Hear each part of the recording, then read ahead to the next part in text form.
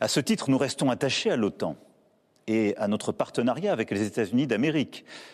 Mais il nous faut faire plus, renforcer notre indépendance en matière de défense et de sécurité.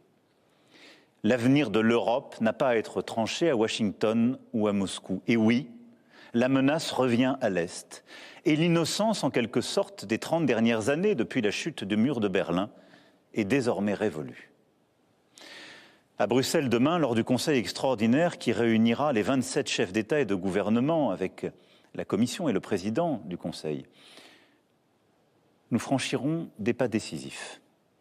Plusieurs décisions seront prises que la France proposait depuis plusieurs années.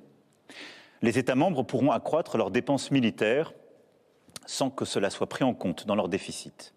Des financements communs massifs seront décidés pour acheter et produire sur le sol européen des munitions, des chars, des armes, des équipements parmi les plus innovants. J'ai demandé au gouvernement d'être mobilisé pour que, d'une part, cela renforce nos armées le plus rapidement possible, et d'autre part, que cela accélère la réindustrialisation dans toutes nos régions. Et je réunirai, avec les ministres compétents, les industriels du secteur dans les prochains jours. L'Europe de la défense, que nous défendons depuis 8 ans, devient donc une réalité. Cela veut dire des pays européens davantage prêts à se défendre et à se protéger, qui produisent ensemble les équipements dont ils ont besoin sur leur sol, qui sont prêts à davantage coopérer, à réduire leur dépendance à l'égard du reste du monde. Et c'est une bonne chose.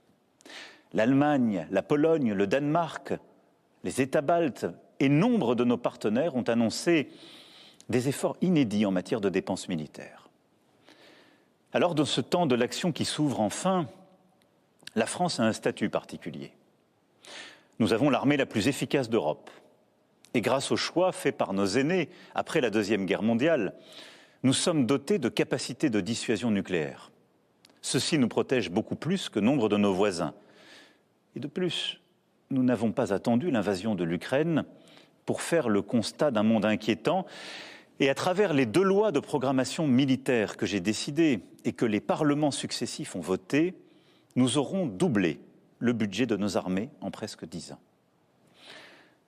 Mais compte tenu de l'évolution des menaces, de cette accélération que je viens de décrire, nous aurons à faire de nouveaux choix budgétaires et des investissements supplémentaires qui sont désormais devenus indispensables.